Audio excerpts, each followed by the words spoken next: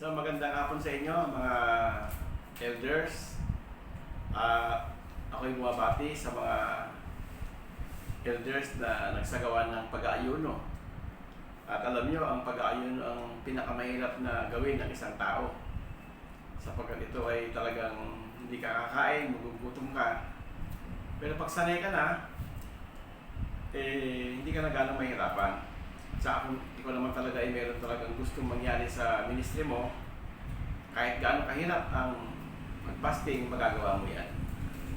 At sana ang inyong mga fasting ay magbunga ng tagumpay sa inyong mga lokal at sa ating mga ministry. At ako'y naniniwala ng inyong ginawang pag-aayuno ay hindi walang kabuluhan. At sa biyaya ng Diyos, ako po ay elder din na kagaya ninyo. Kaya hanggang ngayon po, kinikilala ko na ako yung elder pa rin. Kahit ako po yung pastor na, sabi nga ng ating mahal na Bishop Art, hindi nawawala ang pagka-elder mo kahit magpastor ka na. Nadagdagan lang ang iyong tungkulin, yung elder ka na, ministro ka pa. Kaya ako po, kapwa yung elder na dumaan po sa inyong kalagayan. At ngayon, ako ay nagpapasalamat na may bahagi sa inyo ang salita ng Diyos patungkol sa inyong closing, patungkol sa inyong pag-aayuno. Ano kaya ang kaugnayan ng ating pag-aayuno sa ating mga ministry?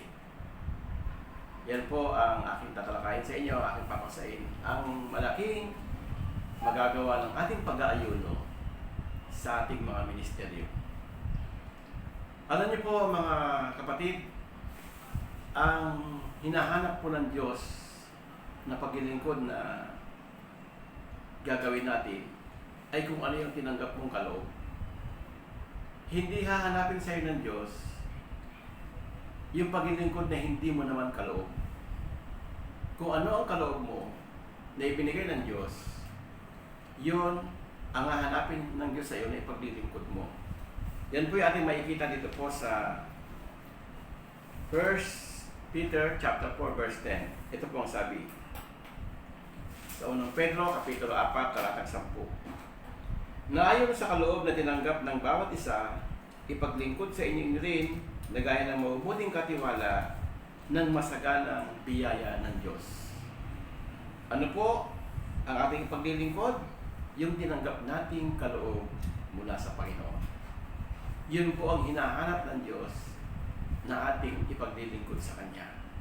Kanya-kanya po yan. May mga kaloob ng pag-awit, may kaloob ng pagbibigay, may kaloob ng panalangin sa mga may sakit, pagpapagaling, at may kaloob ng pagkuturo, mga pastor. At tayo po, ang kaloob po natin tinanggap, kaloob ng pagka-elder. Kaya biyaya ng Diyos na pagkalooban tayo ng katungkulang elder. Yan po ay kaloob ng Panginoon sa atin. At ang maging elder po ay hindi biro. Alam naman po ninyo kung babasahin niyo po yung law of elders, yung tungkulin po ng mga bilang isang elder. Halos kayo po ang kapantay ng pastor. Kapag ang pastor po ay malis, kayo po ang mayroong karapatang mga siwa, magbigay ng komunyon, mga alaga ng mga tupa, at higit sa lahat ay ibigay ng buong suporta sa ating mga magagawa. Medyo mabigat po ang katungkulang elder. Kaya nga po, sa ating katungkulang ito, kailangan natin ang gabay ng Diyos. Kailangan natin ang tulong ng Diyos. Sapagkat hindi lahat ng elder po ay nagagampalan po yung tungkulin nila bilang elder. Nakalulungkot po sapagkat marami naging elder ay hindi naman nagagampalan po nila yung kanilang pagka-elder. Minsan nga po, mas active pa sila nung hindi pa sila elder eh. Nung maging elder na ay nagbago. Dapat po, tayo po mga elders sa iglesia, ipakita natin na tayo po karapat-dapat na maging elder sa iglesia. hindi lang po natin dapat panghawakan yung title. Mas mahalaga po yung tungkulin natin, gampanan po natin bilang isang elder. At ang pagiging elder nga po ay isang mabigat na tungkulin. Tayo pong inaasahan ng mga pastor na magiging katuwang, hindi lamang po sa ilang bagay, kundi sa lahat po ng bagay. Sa pag-aakit ng kaluluwa, sa pagkatayo ng church, sa financial na pangangailangan po ng church, at sa maging mga problema po ng church. Dapat po ang mga elders laging kasama ng pastor. Kaya nga, mahalaga ang pag-aayono. Kasi sa pag-aayono, diyan nabibigyan ng Diyos ng karagdagang kaalaman, karagdagang lakas, karagdagang vision para magawa mo yung tungkulin mo. Sa pag-aayono po kasi, magkakaroon ka ng extra panalangin, magkakaroon ka ng parang panahon na magbubulay-bulay ka ng mga salita ng Diyos at papahayagan ka ng Panginoon sa iyong pag-aayono. Kaya nga po, ang Panginoong Hesus mismo, na siya po ay bumaba sa lupa, alam po niyang mabigat ang kanyang tungkulin.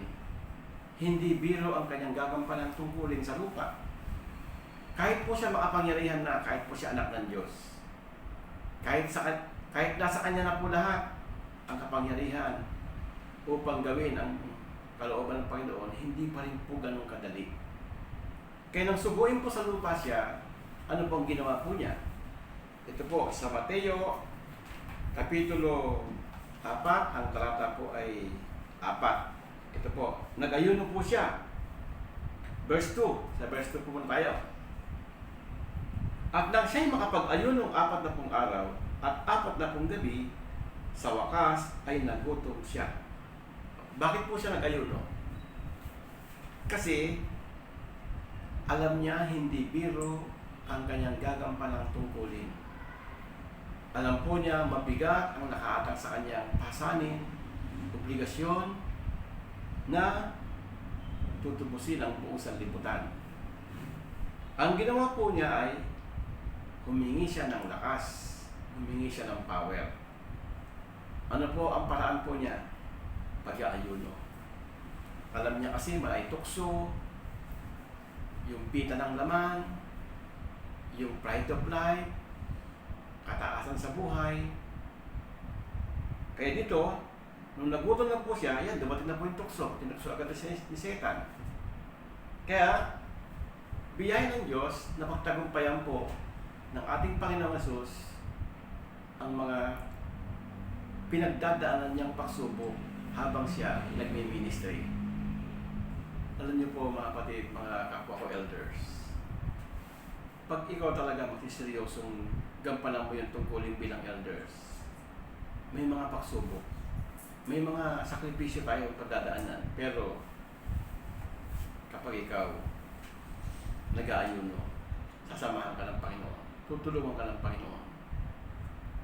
Kaya ito po ang Panginoong Hesus, yan po ang dahilan niya kaya siya nag-ayuno, upang harapin ang malaking tungkuling nakaatang po sa Kanya, upang gampanan ang kalooban ng Diyos na ipinagagawa sa Kanya. Tayo po bilang elders, hindi po aksidente na tayo ay maging elders. Kaya po tayo napili bilang elders sapagkat gagamitin tayo ng Diyos para matulungan po ang iglesia ang ating kinabibilangan. Sana po yan lagi niyong maisip na tayo bilang elders maging asset sa iglesia. At sa paglilingkod po sa Diyos bilang elder, magkaroon po tayo ng mga vision. Magkaroon po tayo ng kusang loob na kung ano yung pangangailangan po ng church na hindi nagagawa ng iba at alam mong dapat gawin, tayo na pong unang gumawa. Naalala ko po sa Marikina nung ako po elders doon. Nakikita ko po may problema sa ushering. Inapoint ko po yung sarili ko na mag-usher. Kasi nakikita ko po na nag-usher. Ako nag-usher. Minsan, narinig ko po sa mensahe ng ating mahal na apostolo na may problema po sa mga pinansyal sapagkat noon po hindi pa naman tayo gaano stable, kaunti pa lang po tayo. Nang marinig ko po na kailangan ng mga financial support, bilang elder po, miniting ko yung mga kawan ko, miniting ko yung mga young people, nag-market po kami. Wala po nag-assign sa amin na mag-market sapagkat may market naman po doon. Kami na po ang nagpusang loob na mag-market at inikot po namin yung aming na offering at kinaringkuhan po, nilimit po namin sa Marikina. Tuwang-tuwa po si Pastor Tim na naroon sa office na siyang treasurer sapagkat mayroong tulong na nanggaling sa mga kapatid. Nag-market po kami. Yan po ang dapat natin gawin sa ating mga lokal. Hanapin natin na magawa ang kalooban ng Diyos na hindi naiisip ng pastor. Hindi po kayang isipin lahat ng pastor ang gawain po ng Diyos. Hindi po kayang gawin ng pastor lahat ang mga dapat gawin sa iglesia. Mahalaga po ang mga elder na nakaakita ng mga problema. Yung mga kapatid po na may sakit na hindi po nadadalaw ng mga pastor dahil sa minsan abala o hindi alam, tayo na po dumalaw, tayo po mag-pray at dalawin po natin sa pangalan po ng pastor, sa pangalan po ng leader ng church. Yan po ang tinatawag na unity. Magkaisa po tayo na itaguyod ang ating mga lokal. Alam niyo po, hindi yan basta-basta may isip, malibang pahayagan tayo ng Diyos. At malaki po ang nagagawa ng pag-aayuno. Sa pag-aayuno kasi, dapat nagpe-pray tayo na tayo ay bigyan ng Diyos ng mga initiative, mga nakikita po natin ang mga problema ng church.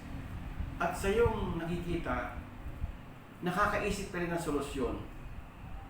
Kaya nagbi-meeting po yan, mga officers, pinagbi-meetingan po yan, at nagugulat na lang po yung pastor na mayroong solusyon doon sa mga problemang hindi niya alam.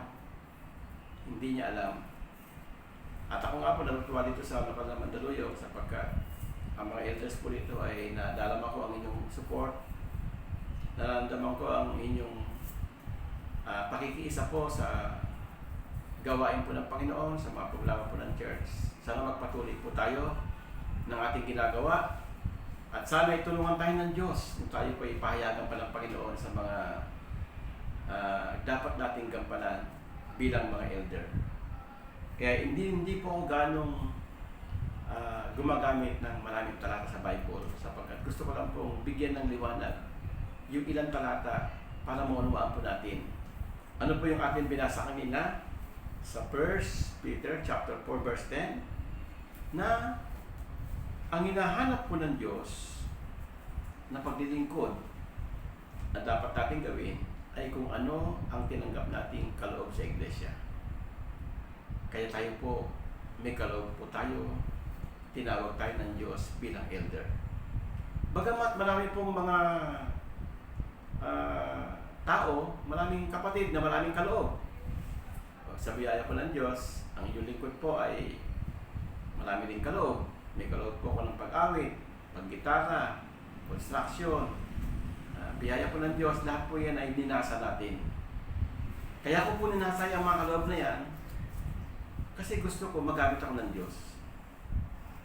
Kaya sana po magnasa pa tayo ng iba't ibang kaloob para magamit po tayo ng Panginoon. Bilang elder po, sana patuloy tayong palakasin ng Panginoon. Alam niyo po ba ang elder sa Marikina? Pillars of God, haligi ng iglesia. Kayo po ang tagapagtanggol sa iglesia. Kayo po ang pupuno sa mga pangangailangan po ng iglesia. Hindi lang po sa pinansyal. Hindi lang po sa mga pagtulong pinansyal, kundi sa iba't ibang bagay. Sa mga pagpapayo, sa mga pagpapaalala, sa mga pagpapalakas sa ating mga kapatid. Kung meron tayong kapatid na nakikita ng hihina, palakasin natin. Kung meron po tayo nakikita mga pangailangan po sa church, gawin po natin. Kaya biyaya ng Diyos, yan po ang revelasyon kapag tayo po nag-aayuno. Kaya gusto ko lang po mag-share sa inyo ng konting patotoo no, ako yung naging elder sa Marikina. Ang naging isip ko po talaga, maggamit talaga ako bilang isang elder. May paglingkod ko ang isang katungkulan ko bilang elder. At isang malaking karangalan po sa akin ang pagiging elder. Feeling ko po talaga ginagamit ako ng Diyos. I'm proud to be an elder sa iglesia. Hindi lang po sa tungkulin na parang title, kundi doon po sa karapatan ko makapaglingkod bilang elder. Kaya kung meron po mga pinagagawa sa akin bilang elder, ako po tuwang-tuwa. Sapagkat biyaya po ang magamit ng Diyos. Kaya sa inyo po, mga kapwa ko elders na nakapag-ayuno, kahit ilang araw lang po yan, ako po yung saludo sa inyo. Pagpalain kayo ng Panginoon at gamitin tayo ng Diyos na pagkatapos ng pandemic nito, magkaroon ng revival ang ating mga lokal. Magkaroon ng iba yung paglago ang ating mga lokal. At dito po sa Mandaluyong, hinahamon ko po lahat ng elder. Meron po tayong programa na panalangin sa sambahayang ligtas sa COVID.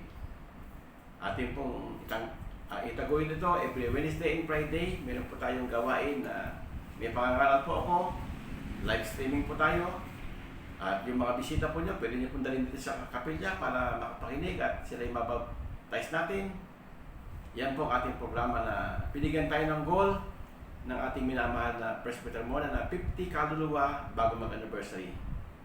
Sa lahat po ng mga elders, magandang hapon po sa inyo. Pagpalain tayo ng ating Panginoon. God bless us all.